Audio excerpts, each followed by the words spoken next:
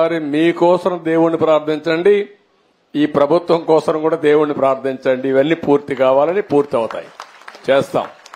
లోకేష్ గారిని చూస్తుంటే ఇవాళ మాకు బాగా సంతోషంగా ఉంది సార్. ఇంకా బాగా పని చేయించుకోండి అమ్మా మీరు.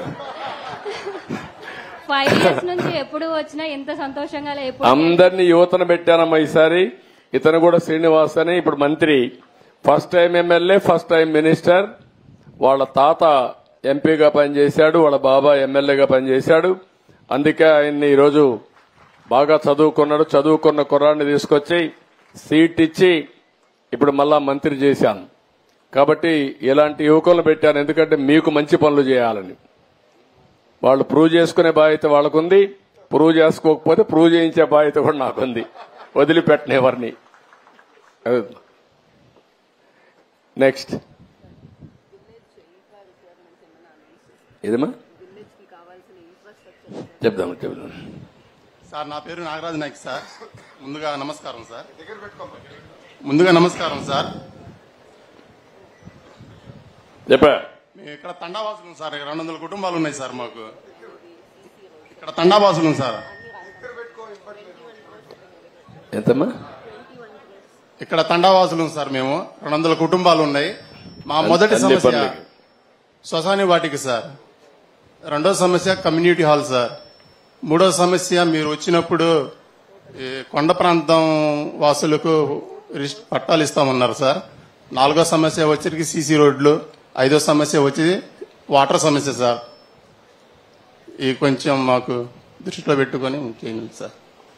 ఓకే అమ్మా, మాట్లాడదాం తర్వాత. ఇంకా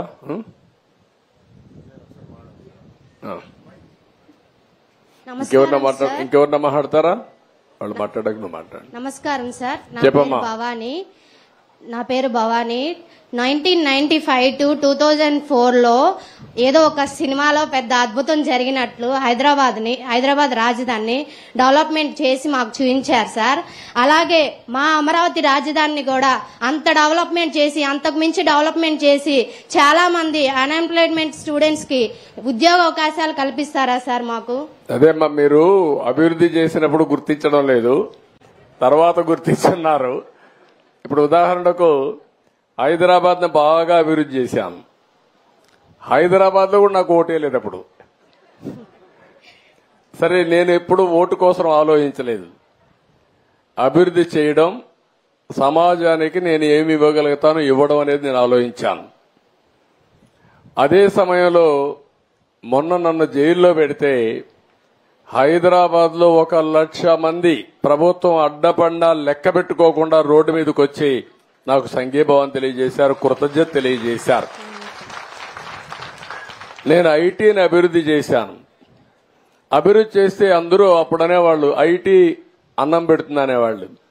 ఈరోజు ఏ గ్రామానికి పోయినా ఆ గ్రామంలో ఒక మంచి ఇల్లు ఉందంటే, లేకుంటే ఉండే ఇంటి పైన మిద్ది పైన ఇల్లు రూమ్ వేశారంటే, ఆ ఇంట్లో ఏసీ కూడా పెట్టారంటే, ఆ రోజు నేను చేసిన ఐటీ ప్రొఫెషనల్స్ ప్రపంచం అంతా వెళ్లి ఇంట్లో వాళ్ళకి బాగుండాలి అని చెప్పే ఉద్దేశంతో పైన రూములేసి పల్లెటూరులో కూడా బ్రహ్మాండం కట్టారు. దాంట్లో 2 స్వార్థాలు ఉన్నాయి. ఒకటి, తల్లి తండ్రి రుణం తీర్చుకోవడం. 2, వీళ్ళు వచ్చినప్పుడు వీళ్ళు కూడా కంఫర్టబుల్ గా ఉండడానికి. లేకపోతే ఆ రూమ్ కూడా లేకపోతే వీళ్ళు రారు ఇక్కడికి. అది చేసిన తర్వాత ఈరోజమ్మా, మొన్న నేను చూస్తే నన్ను జైల్లో పెడితే 53 రోజులు 70-80 దేశాల్లో 50 రోజులు నా కోసం పోరాడారు, నిరసనలు తెలియజేశారు. అది వాళ్ళు చూపించిన చొరవ, చదువుకున్న వాళ్ళు. నిన్న ఎన్నికలు వచ్చాయి. ఎక్కడ అమెరికా, ఎక్కడ ఆస్ట్రేలియా, ఎక్కడ ఆఫ్రికా, ఎక్కడ విదేశాలు 5-6 లక్షల రూపాయలు ఖర్చు పెట్టుకొని వచ్చి ఒక ఓటేసి వెళ్లారు. అదే సమయంలో కొంతమంది అయితే 1 నెల, 2 నెలలు, 3 నెలలు లీవ్ పెట్టేసి వచ్చి వాళ్ళ దగ్గరుండే డబ్బులు శక్తి కొద్దీ 20 లక్షలు లేకుంటే ₹1 కోటి 50 లక్షలు తీసుకొచ్చి ఖర్చు పెట్టి ఓట్లు వేయించి మళ్ళా వెళ్లారు. అదే మరిగా హైదరాబాద్ నుంచి అయితే 55 ట్రైన్లు, 60 ట్రైన్లు ప్రత్యేకంగా వేస్తే ఏసీల్లో కిక్కిరిసి వచ్చారు. ఏసీల్లో ఎందుకంటే ఒకసారి అందరూ వచ్చేసారనుకోండి, ఏసీ ఫెయిల్ అయిపోతే చాలా ప్రమాదం వస్తుంది, గుక్క తిరగదు. ఊపిరాడదు.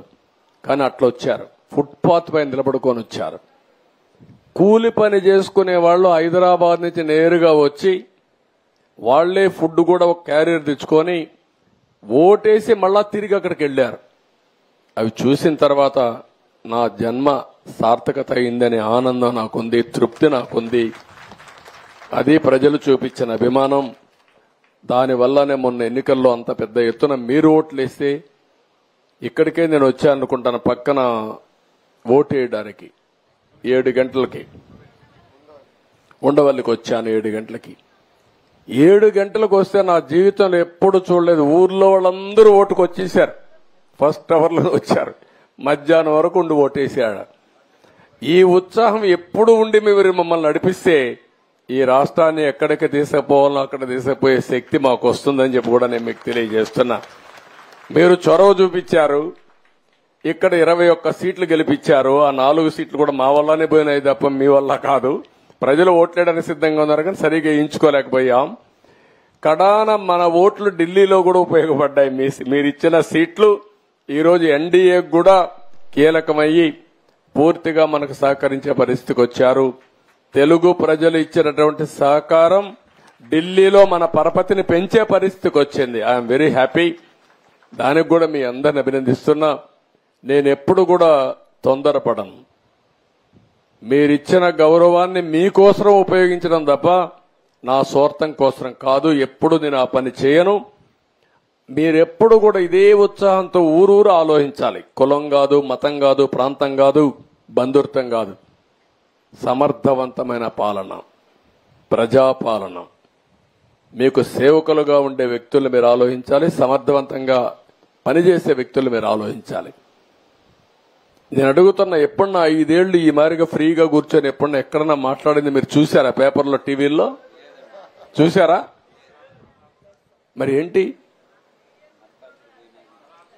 కాదు, 5 ఏళ్లలో ఒక్క రోజు కూడా ఇలాంటి పనులు చేయలేకపోయారంటే మనం ఆలోచించుకోవాలి కదా, సంథింగ్ రాంగ్ కదా.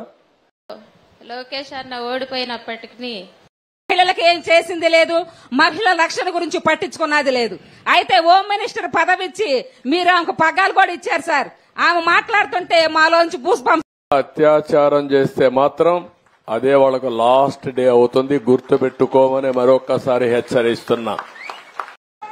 సహచర మంత్రివర్యులు శ్రీనివాస్ గారికి, ఇతర నాయకులకి అందరికీ నా హృదయపూర్వక నమస్కారాలు.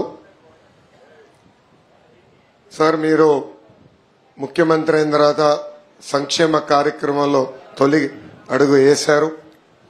అది కూడా మా మంగళగిరి నియోజకవర్గంలో పెనుమాక గ్రామంలో ప్రజావేదిక పేరు పెట్టుకుని ఈ రోజు మా గ్రామానికి వస్తే మా అందరికీ చాలా సంతోషంగా ఉంది.